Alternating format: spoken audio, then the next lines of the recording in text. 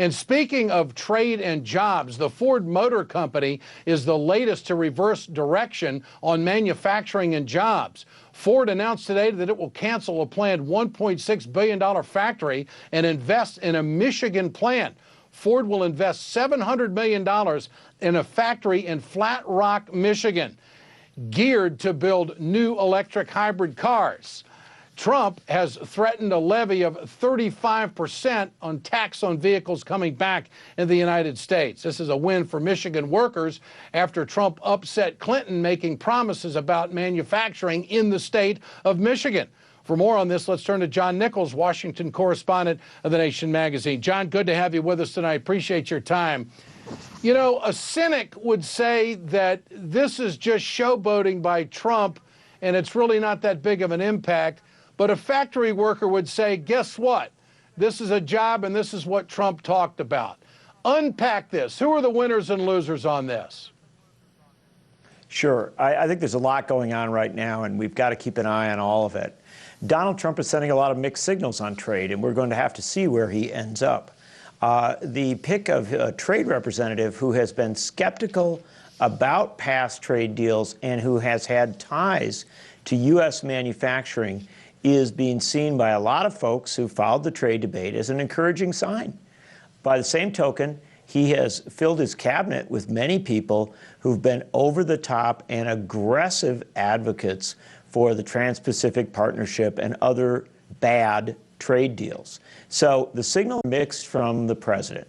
However, if we then go to this next step and look at what's happened, look, I've been to Flat Rock, Michigan, and I can tell you that auto workers in Flat Rock are going to be thrilled to see some production coming there.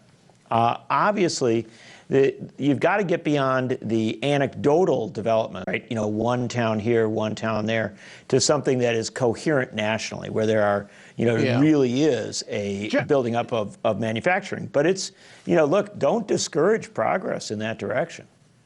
Yeah. Well, John, there's Carrier, there's GM, and now there's Ford.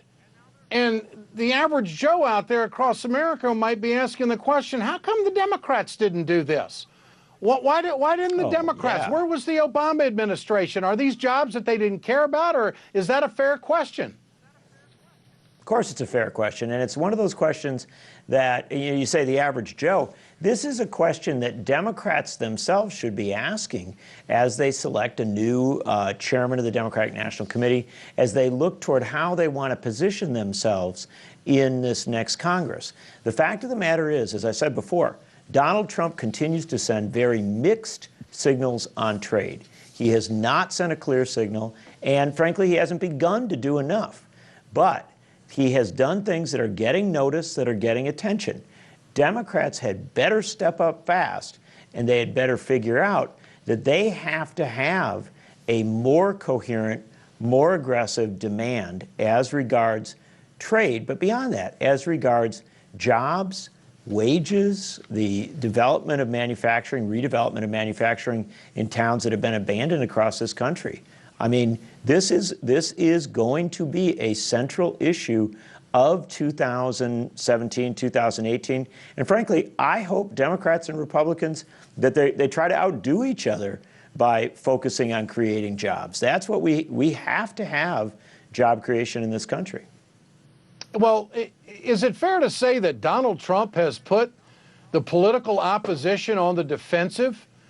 I mean, this is an absolute. You're either going to have a factory in Flat Rock, Michigan, or you're not. And those are jobs. And there is one guy that got Ford to make that change. I think this is going to be a politically tough recovery for the Democrats, isn't it? Well, they just have to. They've got to get serious about this. And Ed, you and I have talked about trade policy and the Democrats and trade policy for a very, very long time. I can remember talking to you about this better part of a decade ago. So, look, one would hope the Democratic Party would get the point here. Great to have you with us, John Nichols. Hope you had a great new year. Pleasure. Good to see you again. Thanks so much. Look forward to working with you again this year. Thanks so much.